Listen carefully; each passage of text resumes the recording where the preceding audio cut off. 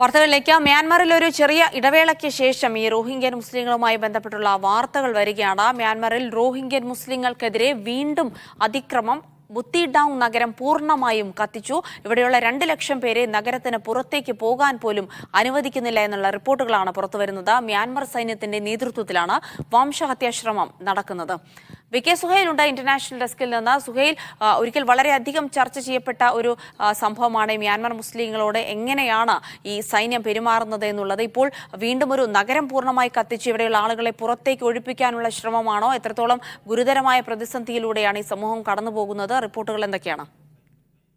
ജിൽസി, 2 ലക്ഷം പേർ താമസിക്കുന്ന ബുത്തിഡൌൺ എന്ന് പറയുന്ന വലിയൊരു നഗരം, ആ നഗരം പൂർണ്ണമായും അടച്ചുപൂട്ടി അങ്ങോട്ടേക്കുള്ള പാലം പോലും തകർത്ത് കത്തിക്കുകയാണ് മ്യാൻമർ സൈന്യം. ഇത് ബംഗ്ലാദേശ് അതിർത്തിയോട് ചേർന്ന് കിടക്കുന്ന ഒരു സ്ഥലമാണ്, റഖൈൻ സ്റ്റേറ്റിലാണ്. 2016-17 കാലത്താണ് ഇതിന് സമാനമായ അല്ലെങ്കിൽ ഇതിനേക്കാൾ ഭീകരമായ റോഹിംഗ്യൻ വംശഹത്യ മ്യാൻമറിൽ നടന്നത്. അന്ന് ആങ് സാൻ സൂക്കി ആയിരുന്നു ഈ രാഷ്ട്രത്തിൻ്റെ തലവൻ. അതേപോലെ തന്നെ ഈ സൈന്യത്തിൻ്റെ കൂടി പിന്തുണയോട് കൂടിയായിരുന്നു നടന്നത്. 2021 ആകുമ്പോഴേക്കും സൂചിയെ തടവിലാക്കി പട്ടാളം പൂർണ്ണമായും ഈ ഭരണം പിടിച്ചിട്ടുണ്ട്. ഈ പട്ടാള ഭരണത്തിൻ്റെ നേതൃത്വത്തിലാണ് ഇപ്പോൾ പൂർണ്ണമായും റോഹിംഗ്യകൾക്കെതിരായ മറ്റൊരു വംശഹത്യാശ്രമം നടക്കുന്നത്. ഇപ്പോൾ ബുത്തിഡൌൺ നഗരത്തിൻ്റെ ഇമേജുകൾ നമ്മൾ സ്ക്രീനിൽ കാണുന്നുണ്ടാകും. മുമ്പും ശേഷവും എങ്ങനെയായിരുന്നു ഇത് എന്നുള്ളതിൻ്റെ പൂർണ്ണമായും അത് കത്തിച്ചിരിക്കുന്നു. അവിടേക്കുള്ള പാലം തകർത്തിരിക്കുന്നു.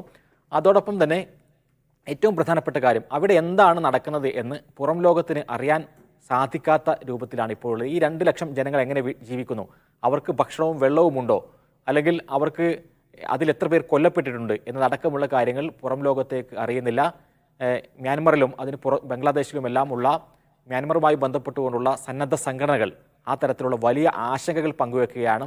2 ലക്ഷം പേരിൽ എത്ര പേർ ജീവിച്ചിരിപ്പുണ്ട്, എന്താണ് അവർക്ക് സംഭവിക്കുന്നത് എന്നറിയാനും ഉള്ള സംവിധാനങ്ങളില്ല. അവിടേക്കുള്ള പൂർണ്ണമായി ഫോൺ, ഇൻ്റർനെറ്റ് സംവിധാനങ്ങൾ കട്ട് ചെയ്തിരിക്കുന്നു. അപ്പോൾ പൂർണ്ണമായും എന്താണോ മുമ്പ് 2016-17 കാലയളവിൽ സംഭവിച്ചത്, അതിൻ്റെ മറ്റൊരു തരത്തിലുള്ള കാര്യങ്ങളാണ് ഇപ്പോൾ മ്യാൻമറിൽ നടക്കുന്നത്. ഇനിയും എത്ര പേർ അവിടെ നേരത്തെ ഉണ്ടായിരുന്ന അവിടെ നിന്ന് നാട്ടിപ്പായിക്കുകയാണ് ചെയ്തിരുന്നതെങ്കിൽ ഇപ്പോൾ സംഭവിക്കുന്നത് ആ നഗരത്തെ പൂർണ്ണമായും അവർക്ക് ഒതുക്കുകയും അവിടേക്ക് പരമാവധി ഉപരോധത്തിലാക്കി അവരെ ജീവനോടുകൂടി ഇല്ലാതാക്കുക എന്നുള്ള തരത്തിലേക്കുള്ള ഒരു ശ്രമത്തിലേക്ക് മ്യാൻമർ സൈന്യം നീങ്ങുന്നു എന്നുള്ള സൂചനകളാണ് ബുത്തിഡൌൺ നഗരത്തിൽ നിന്നും നമുക്ക് ലഭിച്ചുകൊണ്ടിരിക്കുന്നത്.